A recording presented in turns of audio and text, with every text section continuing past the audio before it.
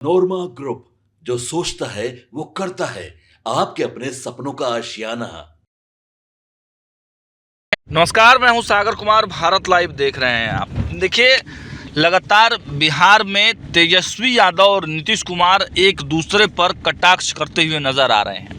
जहां आपने देखा कि प्रगति यात्रा पर पहुंचे नीतीश कुमार ने ये साफ कर दिया है कि अब वो इधर से उधर नहीं जाएंगे। उन्होंने कहा कि 2 बार गलती हो गई, लेकिन अब कोई भी ऑफर दे हम इधर उधर जाने वाले नहीं हैं। लेकिन तेजस्वी यादव भी हमला करने से बाज नहीं आ रहे हैं। लगातार वह भी जब अपनी कार्यकर्ता संवाद यात्रा लेकर विभिन्न जिलों में जा रहे हैं तो वहां से मुख्यमंत्री पर कटाक्ष कर रहे हैं। आपने देखा कि कल ही वो बक्सर पहुंचे हुए थे और बक्सर पहुंचकर भी तेजस्वी यादव ने नीतीश कुमार की सरकार पर बड़ा प्रहार कर दिया है।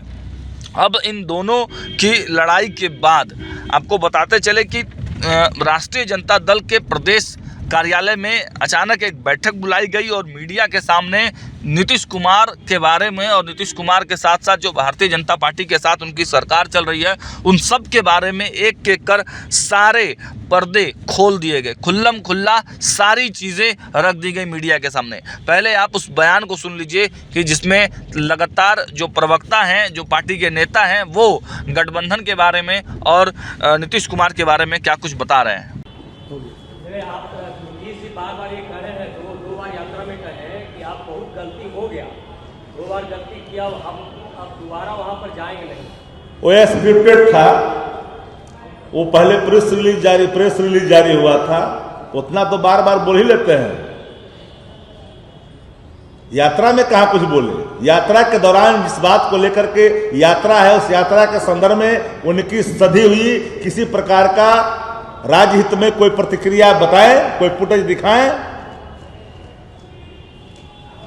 ये 2 अरब 25 करोड़ 70 लाख रुपए का कैबिनेट से जो निर्धारण हुआ है राज्य के खजाने से उस यात्रा के लिए, उस पर मैं जानना चाहता हूं। उस पर बिहार की जनता जानना चाहती है।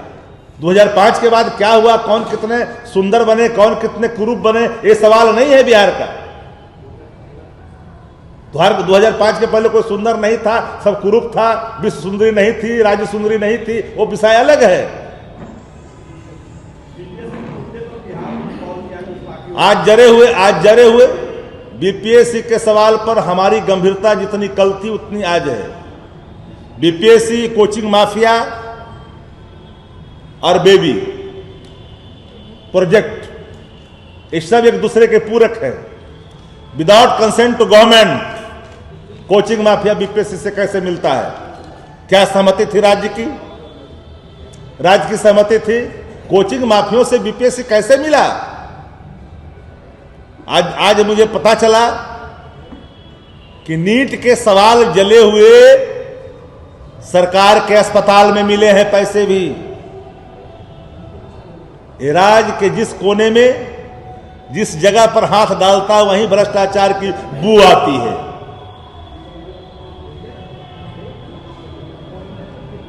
और बताइए। सवाल ये एक सवाल ये है, 13 साल से आपके विधायक रही अर्चना यादव एक मकान को कब्जा कर रखी थी। 2022 के नीट के प्रश्न पत्र अगर जले हुए पीएमसीएच में मिले हैं तो ये गंभीर सवाल है और इस गंभीरता को शासन को गंभीरता से लेनी चाहिए। लेकिन जिस राज्य के अंदर में सिर्फ और सिर्फ लीक होता हो, पर्चे ही लीक होता हो, उस सरकार से उम्मीद भी कम होती है। एक सवाल है, आपकी पार्टी की विधायक रही अर्चना यादव पिछले 13 साल से एक मकान पर कब्जा की रखी थी उनके पति, और वो कल कोर्ट के आदेश के बाद उन्हें खाली करना पड़ा। देखिए, जो कोई लीगल प्रोसेस है, किस बाबत किसने किसको लिखा, ऑलरेडी जो प्रक्रिया है कानूनी, उसका पालन होगा। आज आपके संज्ञान में आया, इसके पहले तो संज्ञान में नहीं था आपके संज्ञान में। अगर ये बात पहले से होता तो स्वाभाविक तौर पर संज्ञान में होता। लेकिन आप लोग खुद ही तो कह रहे हैं कि खाली करना पड़ा। कोई भी न्यायिक निर्णय से ऊपर थोड़ी है। हर कोई बेबी प्रोजेक्ट नहीं न्यायिक निर्णय बदलवा देगा। लेकिन 13 साल से कब्जा तो था। ये कैसे कर सकते हैं? कोर्ट का आदेश है। कोर्ट का आदेश न हुआ, इसके पहले तो कोई ने दावा नहीं किया। हमने कहा आप इतने दिन से आज तक में हैं, आप इतना दिन से लीगल है कि अनलीगल है, कल अनलीगल आ जाएगा, खाली करना पड़ेगा तो आपको दोषी मान लेंगे। मैंने 13 साल से केस चल रहा है। वो जो लड़का जो पीएमसीएच हॉस्टल में रह रहा था, कब्जा करके रखा हुआ था, कई बार शिकायत देने के बावजूद भी कोई कार्रवाई। पीएमसीएच में कब्जा करके अगर वो लड़का विद्यार्थी रह रहा था, शासन उसको अगर समर्थन दे रखा है, क्योंकि बिन शासन के अस्पताल प्रशासन के मिली भगत के बगैर कोई व्यक्ति अवैध कब्जे में कैसे रह सकता है। और रहने के बावजूद भी अगर नीट के प्रश्न पत्र जले हुए मिले हैं, पैसे जले हुए मिले हैं, तो इस पर सीधे तौर पर स्वास्थ्य मंत्री को आकर के सफाई देनी पड़ेगी और देनी चाहिए। मैं जानता हूं कि स्वास्थ्य मंत्री बोलते नहीं है, लेकिन इस पर उनको सफाई देनी पड़ेगी। तो ये गंभीर सवाल है राज्य का। Thank you. भूल नहीं करनी चाहिए किसी को, हम हो या कोई हो। इतनी शक्ति निहित नहीं की जानी चाहिए। एक क्या कारण है भाई? कार्यकारी व्यवस्था जदयू के अंदर में है, सबको पता है। कार्यकारी व्यवस्था ने क्या क्या रंग खिलाया है, क्या क्या गुल खिलाया है पिछले 15 दिनों के अंदर में। जितने दिन तक वो बाहर रहे, मुख्यमंत्री मुखदर्शक रहे, चाह करके भी किसी से नहीं मिल पाए, दिल्ली में लौट आते हैं। टाइम मिलता है पीएम हाउस से, टाइम मिलता है बीजेपी के राष्ट्रीय अध्यक्ष से, बैरन वापस आते हैं।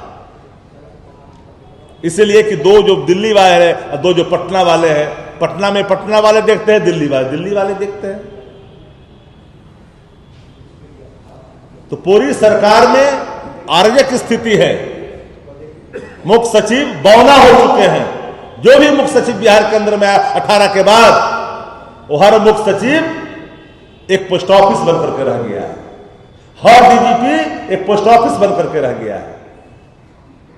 डीजीपी की भूमिका दिखती नहीं। बिहार के जिलों में पदस्थापन की प्रक्रिया, प्रतिदिन यहां ट्रांसफर पोस्टिंग उद्योग चल रहा है भाई। प्रतिदिन ट्रांसफर पोस्टिंग उद्योग चल रहा है, चाहे जनवरी हो या फरवरी, चाहे हो शीतलहरी, ट्रांसफर पोस्टिंग उद्योग दनादन काम कर रहा है बिहार के अंदर में। ये बात भी अचिंतता का प्रतीक है शासक का। हम बार बार कहते हैं कि ऐसा नहीं कि कोई भी बिहार के अंदर में मुख्यमंत्री हुए, अच्छा काम किए, उनके हम मान नहीं रखते हैं। आजादी के बाद बहुत से मुख्यमंत्री बिहार के अंदर में, सबने बिहार को बढ़ाने के लिए कुछ न कुछ किया। बट अभी where is government, where is chief minister, कहा? हम बार बार कहते हैं आप लोग के सामने कि once upon a time there was Nitish Kumar. पर आज क्या है? जितनी चाबी भरी राम ने उतना चले खिलौना। ये स्थिति बन गई है। तो गवर्नेंस में भ्रष्टाचार, और भ्रष्टाचार का केंद्र, संस्थागत भ्रष्टाचार का केंद्र बन चुका है।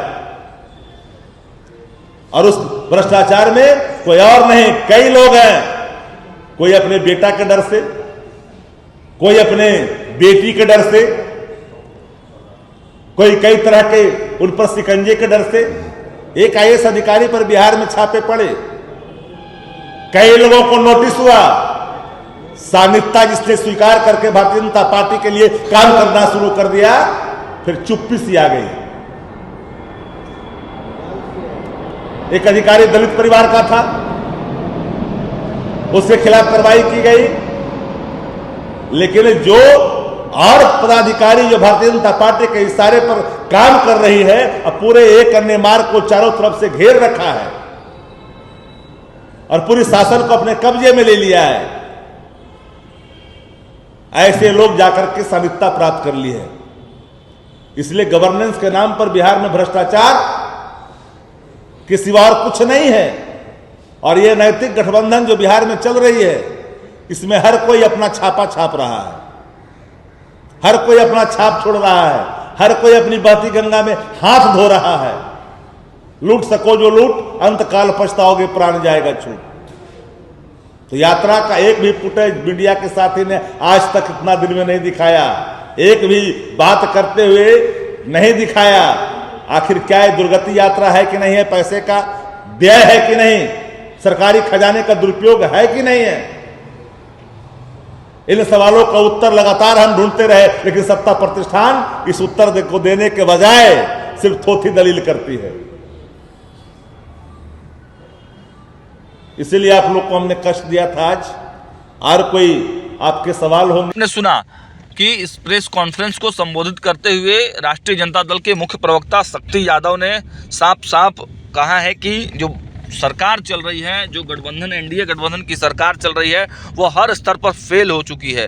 जो डीजीपी आर.एस. भट्टी के बारे में कहा कि उनको हटाने पर मजबूर किया गया, साथ साथ रिटायर्ड अधिकारी अपने जूते की नोक पर पुलिस को रख रहे हैं और लगातार नेताओं को परेशान किया जा रहा है। बिहार में ट्रांसफर पोस्टिंग एक बड़ा उद्योग बन गया है और नीतीश कुमार जो बार बार बोल रहे हैं कि हम 2 बार गलती कर चुके हैं, वो पूरी तरह से स्क्रिप्टेड मुद्दा है। और इसके साथ साथ प्रशांत किशोर वाले मुद्दे पर भी अपनी चुप्पी तोड़ी है और राजद ने अपना जो स्टैंड वो क्लियर किया है कि बीपीएससी मुद्दे पर राजद गंभीर है, लेकिन कोचिंग माफिया और प्रशांत किशोर एक दिखावा कर रहे हैं। साथ ही साथ एक बड़ा मुद्दा भी उठा दिया है शक्ति यादव ने। उन्होंने कहा है कि पीएमसीएच में नीट पेपर मिलने वाला जो मामला है वो काफ़ी गंभीर है।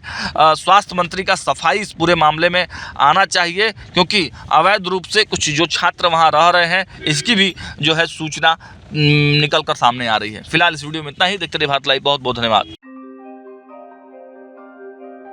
आपके सपनों को हमने सजाया है, ई होम्स पैनोरमा को हमने बनाया है। ई होम्स मेरा एक सपना था जिसपे मैं पिछले 4 साल से काम कर रहा था। हमने जो बनाया है वो सबने है माना। ई होम्स पैनोरमा में हो आपका भी आशियाना।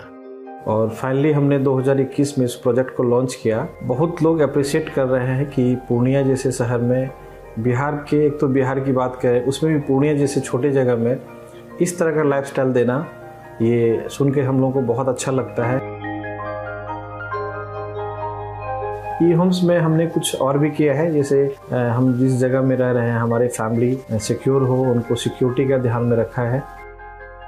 आपकी सुविधा और सुरक्षा आपके लिए खास है, ये आपका विश्वास है। इसमें आर्टिफिशियल इंटेलिजेंस का 7 लेयर सिक्योरिटी का हमने इस्तेमाल किया है। लस ग्रीन कैंपस को बनाया है। यदि हमारा बाउंड्री वाल है तो वो वर्टिकल गार्डन है।